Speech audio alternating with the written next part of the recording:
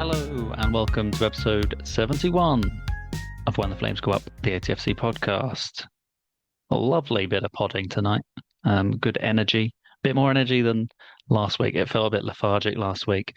There was a downbeat attitude, and don't get me wrong, no wins in four. It's not all sunshine and rainbows, but looking ahead to the weekend, I'm thinking we get a win.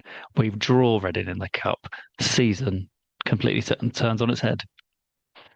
So this intro next week is going to be fun, isn't it? When I've got to backtrack on all of that. Anyway, we've got Ash, Guy, and Charlie on the pod to discuss the Southend away results, the injury crisis. We try and find all 16 players that Alan Dawson mentioned in his post-match interview, and also we look ahead, of course, to the Dorking game at the weekend in the FA Cup, the women's first game at the Rec, and also there's enough time to squeeze in higher or lower, and it's a very selfish My Cult Heroes edition. So get ready with all of your facts about Rob Elvins, Mark Pritchard, and James Rowe. Anyway, enjoy the episode. If you've got any comments on anything that we discuss and any of the players that are mentioned in higher or lower, please get in touch. atfcpodcast@gmail.com. But that's all. Up the shots. Enjoy your away days to Dorking. We'll see you there. So the Shots slipped down into 19th position in the National League following a 3-0 away loss to Southend United at the weekend. Ash was there at the weekend, so I'm going to come to you first. Nice and quick, Ash. Your thoughts on the game and the performance on Saturday? Yeah, so going into the game, speaking to a lot of people, I was kind of like, we were just thinking a draw would be nice here. A nice little draw, get out of there. It's not been historically an easy game for us anyway. If I keep my summary very brief, because we've got a few people on, obviously the injury problems have really hit us. We can see that. I think we're going to be discussing that later on. Also, I just felt that there's some games where you just take your hat off and say they did play better than what we did, and I think that was where it was at. You can tell they're a team that are pushing for promotion, that's for sure, because their fans were saying that they played pretty poorly, but they still managed to put 3-0 against us. It's for me quite it's not concerning because once the players come back, I'm sure we'll be fine, but it's until those players come back which is going to be the problem. I thought there was a few encouraging signs though, with especially like when Henry came on, and when Theo obviously came back into the midfield in the second half. You could see that they were starting to get players back into their natural playing positions, and you could see once we started that it sort of settled down a little bit, and there was a bit of an opportunity to come back. But to sum it up, I just think it was one of these days at the office. We just got beaten away from home by a team that were pretty good. Didn't have to play well, but they got the points, and I thought, yeah, they were just the better team on the day. Right. Yeah, we'll get on to the kind of the growing injury crisis that seems to be, and try and locate all the players that have been mentioned in recent interviews. I'll come to you next, Guy. Your impressions of Saturday's result. Yeah, I mean, I was watching it from a distance on TV and on radio, and yeah, I what can one say? It was we were never really in it. I didn't come out at the end of it feeling that we deserved anything. It was, I mean, 3-0 was probably a little bit harsh, but you know, given the amount of pressure that Southend had on us pretty much from the start, it was only going to be time before they scored. And I re-looked at the goals ahead of coming on today, and I was struck by a number of things. Two of those goals came from crosses.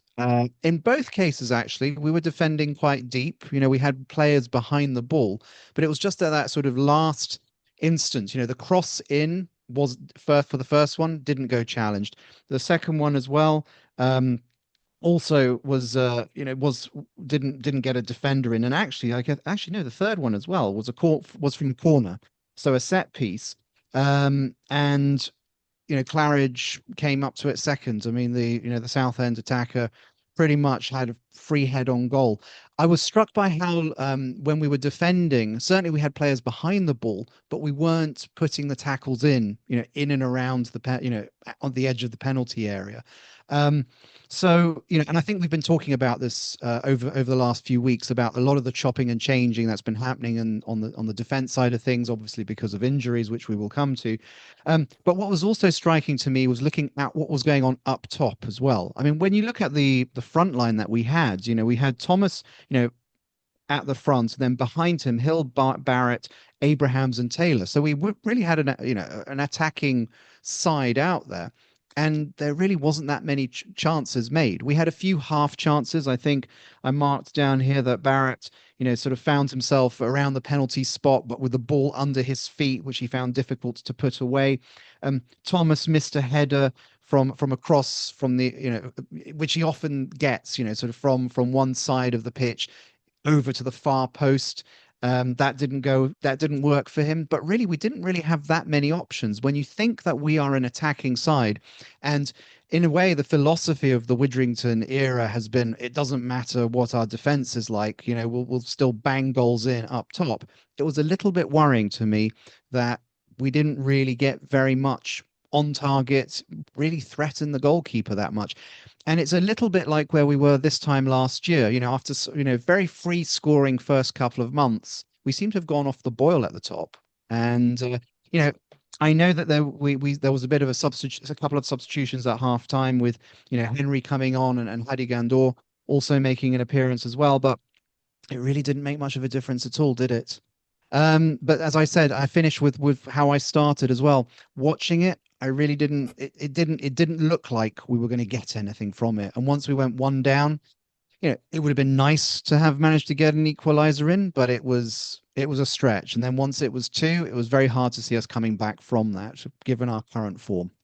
Yeah, yeah. From watching the highlights, I mean, you can see, yeah, our kind of closest effort, I guess, was from the Barrett corner that is bent in towards the keeper, and Storm Amy helping down that end to whip it in, and somehow Kwame Thomas or a defender doesn't knock it over the line, which in another world could have changed things.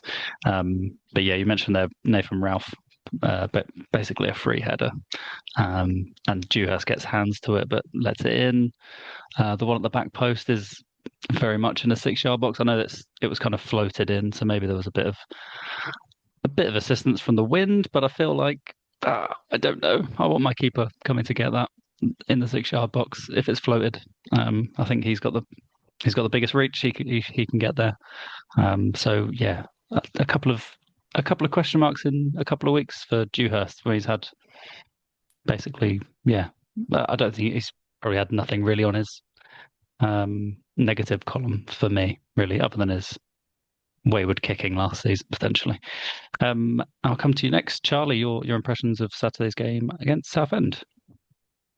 Yeah, cheers, Will. Yeah, I was also at the game, and I agree with what Guy and Ash have said so far. It very much felt like one of those games where we were under the cosh against quite a good team from minute one. And as soon as they took the lead after about 15 minutes, there was a sense, I think, from the away crowd that it was very much, here we go again, unfortunately. I think a lot has been made of the defensive injuries we have, which is true. But what has been quite consistent so far this season has been the midfielders. I think all of Hargreaves, Tetek, and Theo Widrington have played quite a lot of minutes. And it's always been at least two of those three, sometimes all three of those three, playing at any one given time. So when I saw the lineup of Keane Anderson and Kiban Rai in midfield, I did think that would be a very tall order for the two of them to come in to central midfield, play together for, I think, the first time. For Kiban Rai, definitely start in centre midfield for the first time as well. So I don't know if that was due to injuries or resting players. Like, I can only assume it was, or maybe even Tommy has half an eye on the weekend FA Cup game, which is obviously a big game that we'll come on to. But Yeah, it just very much felt like we were up against a good side. They got in between our centre backs and wing backs kind of at will. I feel like, apart from obviously the first goal, for most of the game, we actually defended okay. But as soon as the second goal goes in, you kind of know you kind of know it's game over. And kind of agreeing with what Guy said. Unfortunately, we just never really looked like creating anything. When we were able to get the ball forward, it didn't really stick with Thomas or Abraham's. Our final ball was lacking quite a lot when we did get a chance to counter attack.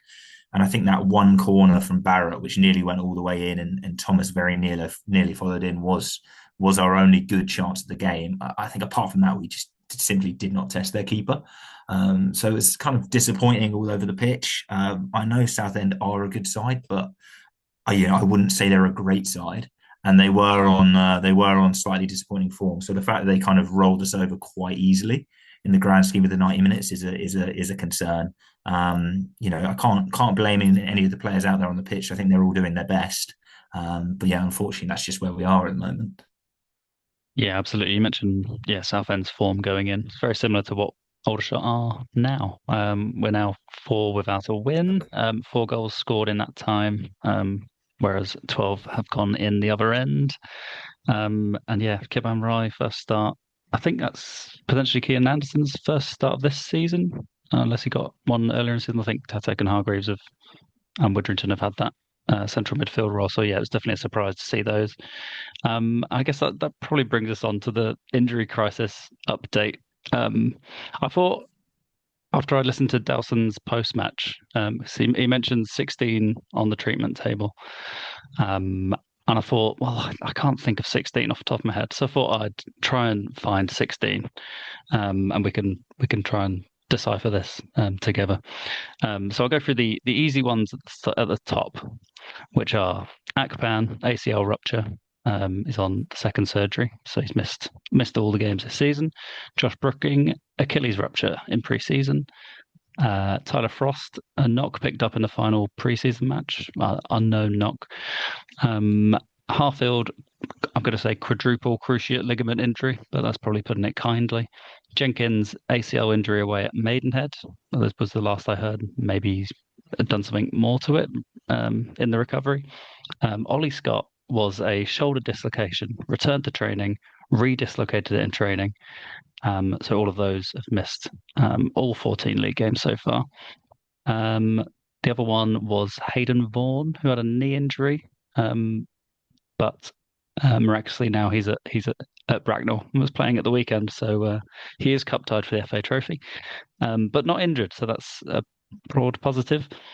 Matt Penny, does anyone remember him?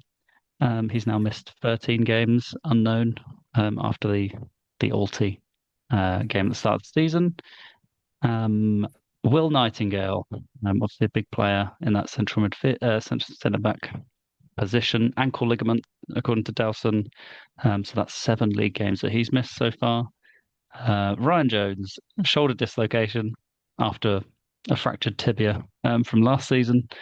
So that's 7 games that he's missed, and now we'll probably go on to miss a couple of more. Ben Jackson's broken nose meant that he missed 6 games. Widdrington's missed 5. That one's an unknown one. We saw him out of a couple of different squads and we weren't sure. Dowson he said that he's injured. Tetek, again, kind of vanished, so that's an unknown injury. Mearhole's another unknown one, who's missed 2. Cam Hargreaves was obviously omitted as well. That's another unknown one who's missed 1 league game this season. So that brings us up to 1, 2, 3, 5, 14. And then I think the suggestion was that Maxwell Mullins went off injured at Southend, and also Joe Lewis Evans, who's from the youth or B team, is also kind of in close marks on the treatment table. So there we go. That's the broad injury update. That's very long, but I thought I'd go through it just to settle anything. I can't think of it. Is there anyone else that I'm forgetting in that? Did you say Luke Jenkins? You might have said him right at the beginning. But Yes. Yeah. So he's okay. We haven't got an He's in that list update as well. since the away game at Maidenhead where he did his ACL.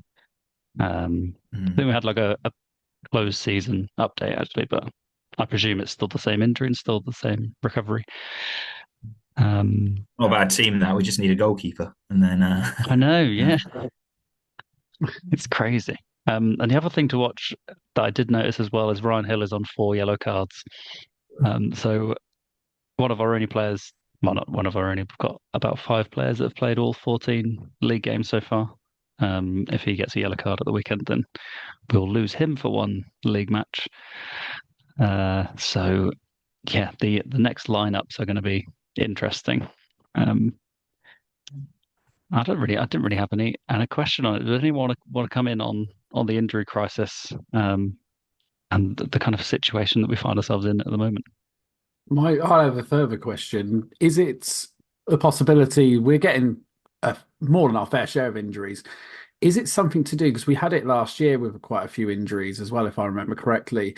Do you think it's something they're doing on the training field, which is putting them under extra strain to a lot of the other sides in the league? Because we do tend to play quite a, should we say, high intensity way of playing, but also on the training field, I think I've seen a preview of what they do. They tend to do short, sharp, and fast, high intensity sessions. So they'll do a drill for a few minutes, but at the highest intensity possible. Do you think that's having a big impact on the injury list? Yeah, the only the thing with that, and I think I hear it, and also we're training on 4G most of the time. I mean, you can read into that quite a lot, I suppose, if we're looking at ACL injuries and ankle injuries and general like knocks and twisted ankles. I mean, this is not the same level and definitely the lower intensity, but 5-a-side for me was just a constant like twisted ankle. My ankle ligaments were never like fine for the next week's 5-a-side. They'd just be swollen for a week and then I'd go play 5-a-side again, twist my ankle, knock over again.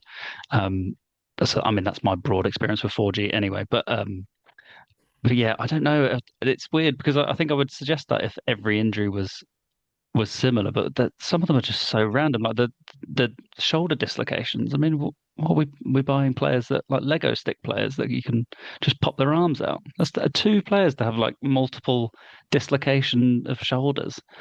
I don't think I can't pin it on anything in particular. If I can come in, I mean, I'm struck. You say, I mean, you gave us a list of 14, but Dawson said 16, and just looking at sort of the transfer market squad size, we have 29 players. That's basically half the squad. In facing some kind of injury or sort of with carrying knocks. I mean, you have to sort of at least be a little bit relieved that October is a little bit quieter when it comes to the number of fixtures that we have. We don't seem to be playing, 2 games a week this month. When we get closer to Christmas, it's going to become a problem.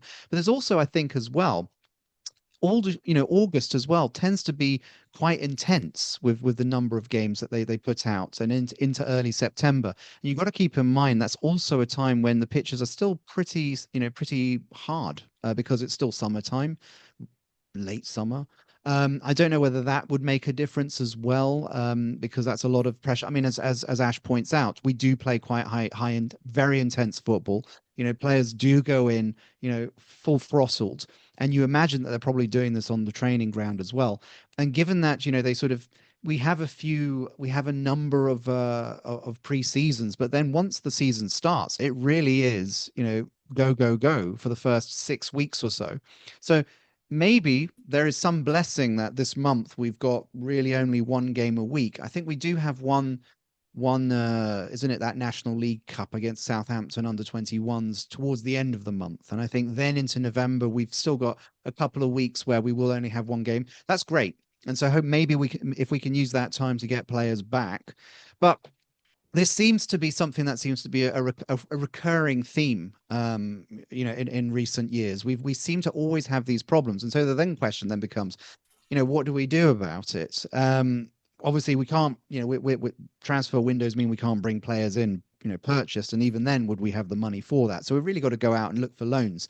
The question is, of course, where do we look for the loanees? And if any, what struck me, I think, over the last few years is because of Widrington and his team, often it's been players from Bristol Rovers or Kings Lynn. And then there's, of course, the question with Kings Lynn, which is you're asking players to step up from National League South to do a job. And I think one of the concerns we've had, particularly about the defensive line, is that it is quite young.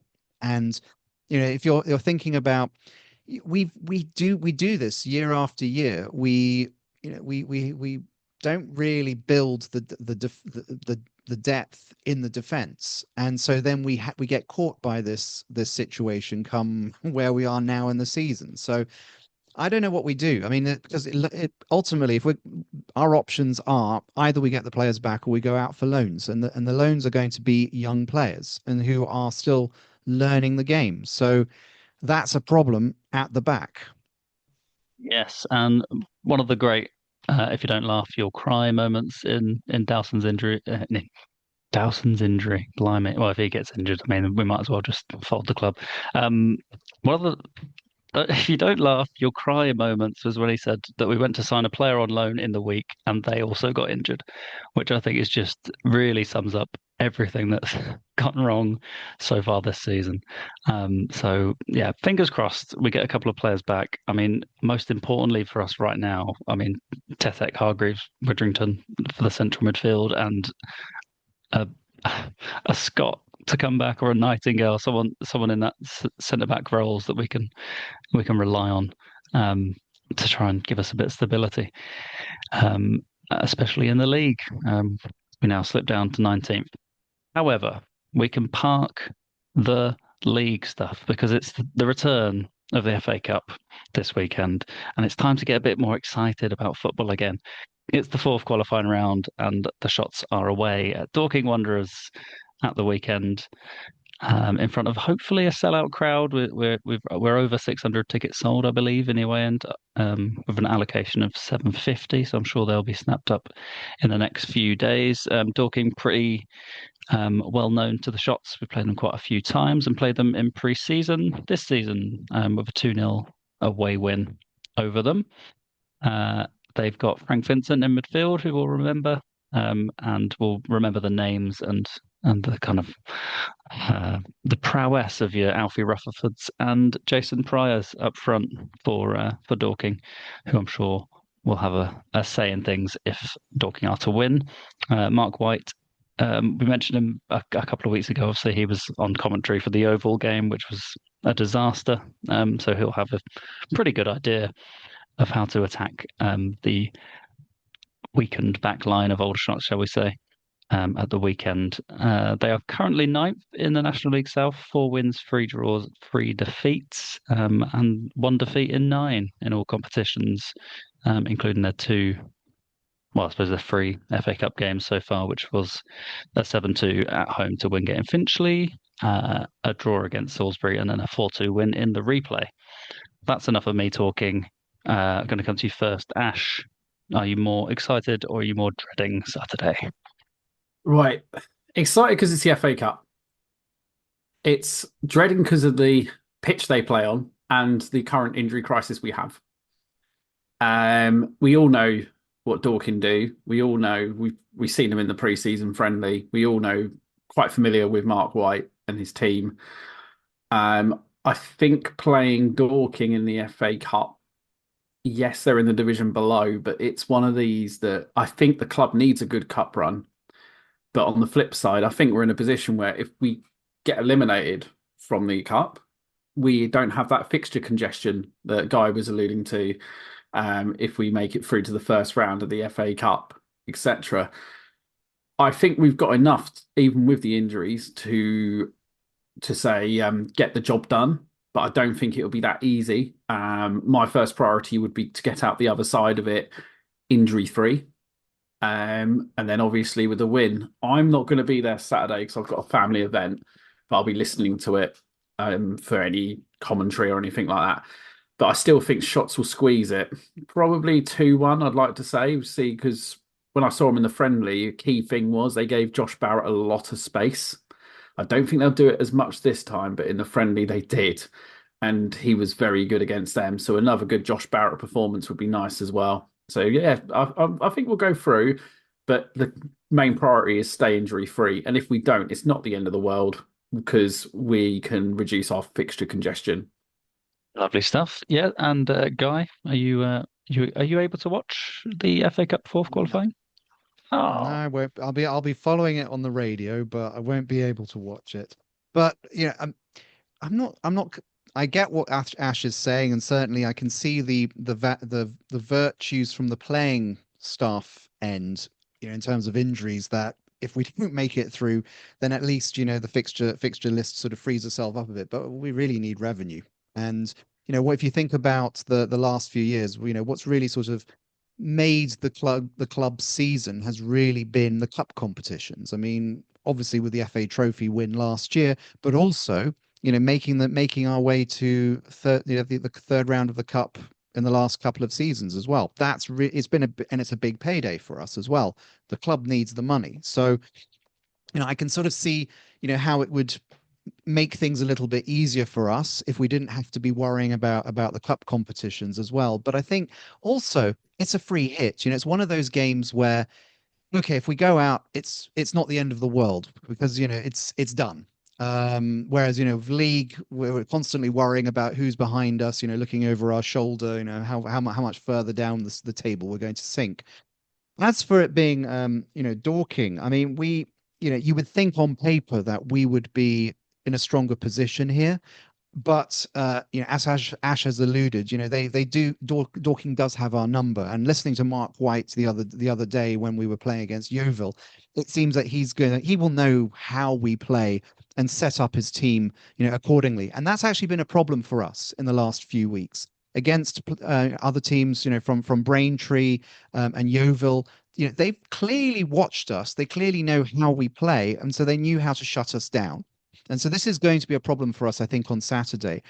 Dorking in their previous game against Chelmsford, I mean, they have drawn quite a few in the league recently. But what was interesting about their game against Chelmsford at the weekend was, how they apparently battled back and were able to equalize after going down. So, you know, we need to be prepared for this. I think that it's not going to be an easy fixture for us. And interestingly enough, in terms of people we should be watching out for, they have a 17-year-old called Josh Herbert, who was the one who scored for Dorking at the weekend. So they're bringing their youth players through the squad. I think some of them are going to be well worth watching, and maybe we can even, if we need to, we just talked about loans. Maybe we can sort of nab a few from them. nice. I'm sure there'll be some conversations being had between Widdrington and Mark White. Hopefully the microphones are nice and set up for the bunch of amateurs recording at the weekend because that will be gold, especially if there's some sort of ref drama. Because I don't know two managers off the top of my head that will react to referee decisions quite like Mark White and Tommy Widdrington. So that'll be fun. And Charlie, to you, are you more excited or dreading Saturday? Well, I'm excited, really. I agree with your point just there. Who'd want to be the ref of this game, eh? But yeah, I'm going to the game. I've got my ticket. Looking forward to it. I mean, I think this is a huge game, and I really think it's one that I'm hesitant to say we need to win because it's not a relegation 6 pointer or anything like that. But I do think, given the start of the season we've had, the form at the moment, I think morale amongst the fan base. I think it's really important that we win this game. I was actually thinking back to last season, and I was looking at the start we had last season, and then the FA Cup match we had against Bath City, and I do think the parallels are really, really similar. I think going into that game, we were on a poor run of form. We obviously had a few defensive injuries this time last season, although not as bad as the ones we have at the moment. And I think the crowd was quite borderline toxic during that game. We obviously got the last minute winner, and then Tommy turned to the crowd and did the famous "Don't doubt me" shout, which I don't think went down that well. But we got through, and I think that was very important back then that we got through that round. And to be honest, I think it's exactly the same this time. I think Dorking will present a tougher challenge. Obviously, being away from home on their 4G pitch will make it slightly more difficult. It's an all-ticket fixture. I think they're expecting a big crowd as well. And also Dorking, I don't think they've ever reached the first round of the FA Cup. It's kind of the one thing that Mark White hasn't really achieved with them. So I know how desperate they'll be to win. So yeah, I think it's going to be a really, really tough game. I do have faith that we can get the job done because I do think we are a better side than them.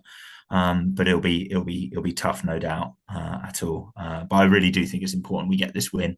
I actually think that might explain why the likes of Hargreaves, Tesek, and Widgerton didn't start against Southend.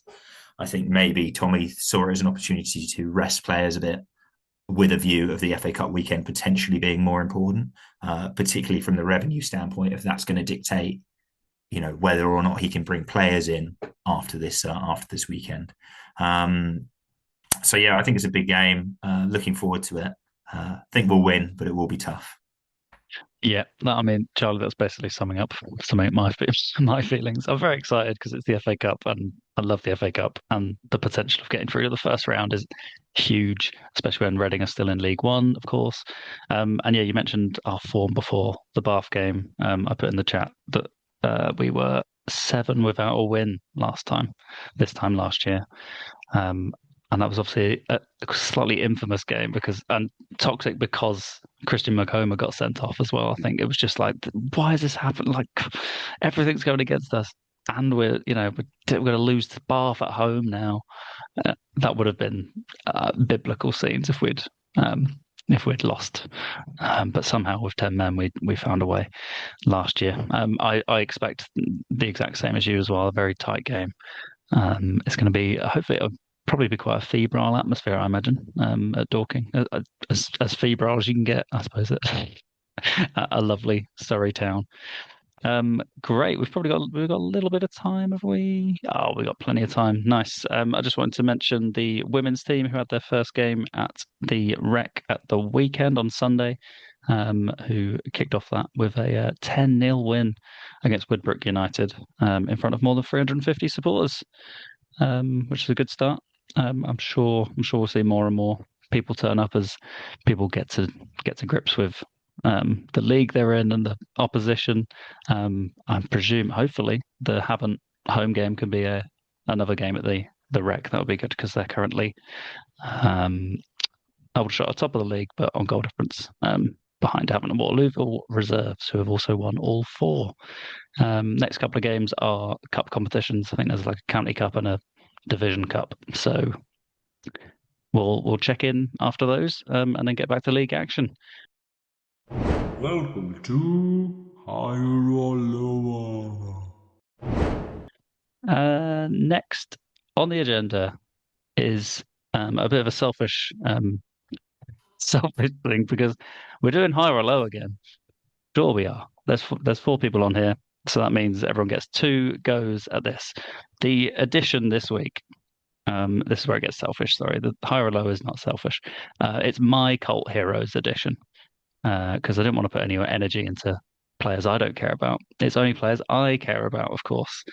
So bear with me as we do my cult heroes. You'll find out a bit more about me, probably, maybe, potentially.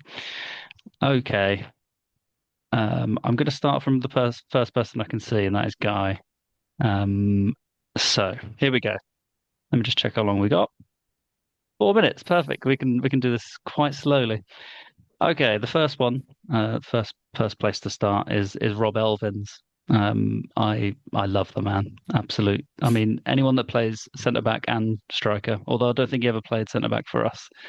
Maybe he did in a pinch. I'll never forget him for his chipped away goal at Stafford Rangers. And I remember they had the worst toilets I've ever experienced as a human at Stafford Rangers. Anyway, he scored a great goal away in that promotion season. That man, Rob Elvins, he made 56 appearances for Aldershot, Guy. He scored 9 goals. Okay. The next player on my list is Mikel James Ruiz, Venezuela's number 1. I want you to tell me, higher or lower? It's obviously got to be lower. What? You don't even know what it's about. It's not goals. Goals? No. Oh no. Okay. That'd be mental if it was goals. Right. Appearances. Okay. Rob Elvin's got All right. 56 appearances. Mikel Ruiz, higher or lower than that? Oh my God. How many seasons did he play? I mean, oh God, I want to say I'm going to go higher. Sorry, that's incorrect. He made 53 Ah. appearances for the Shots. 53. It's nearly the same It's amount. very close. Yeah, I it's a can't bit believe he of made that many. yeah, yeah. No. Especially with Nicky Ball around. I mean, he played quite a lot in the Football League when we lost Nicky Ball, I suppose, until we Yeah, got a load of that's what I loanees. was thinking. That's what I was thinking. I was like, at least, he was around for a really long time, wasn't he? At least Yeah. it felt like it. Okay, next up, Ash. So we're not going from the appearances. Mikel Ruiz also had 3 yellows and 1 red card for the Shots. The number of yellows, 3. Higher or lower, Wesley and Gobeheng appearances for Aldershot. So we're going with appearances. Mm-hmm. No, They're all charges, obviously no? all sub Oh, appearances. appearances. Okay. Higher or lower than 3. I go lower. I'm afraid it's incorrect. It's 4 appearances. Famous for me as a cult hero because it said he came from Newcastle. Thought that was very fun. And yeah, Dover away. I think it was a toxic one. Okay, Charlie. 4 is the number. Mark Pritchard, who scored away at Blackpool in a third round of the FA Cup. Did he make more than 4 appearances or less than 4 appearances for Aldershot? I feel like he played a bit, so I'm definitely going to go higher. You'd be correct. Good guess. Good educated guess. Sorry. He made 9 appearances and scoring only that 1 goal. We actually are running out of time. This is what happens. I might be remembering this wrong, but on LMA Manager 2007, I am certain that there were 2 Mark Pritchards listed in Aldershot's squad, and I always assumed that there was 2. That Aldershot they were hiding one somewhere. So if anyone can actually verify if there were 2 on that squad list, then please let me know. Can I just say, nine appearances, and he was your cult hero. So clearly, he left a lasting impression. Yeah, I think it was mainly LMA Manager based cult hero status. I don't think it was. Although I did go to that away game at Blackpool, and him scoring was pretty special. We don't. I'm going to do. This is a complete nightmare, right? Anthony Tonkin, did he score more than 1 or less than 1? Guy, More. incorrect. Scored none. Ash, James Rowe, did he play? So Anthony Tonkin played 67 times. Did James Rowe play more than 67 times for Shots? No. He did 87. And Charlie, quickly, James Rowe scored 4. Did Iffy Allen score more than 4 or less than 4? If he had scored less than 4, less than 4. He only scored 1. Yeah. Incredible. I don't know how Iffy Allen's made it on my cult hero status again, but there we go. That's the pod.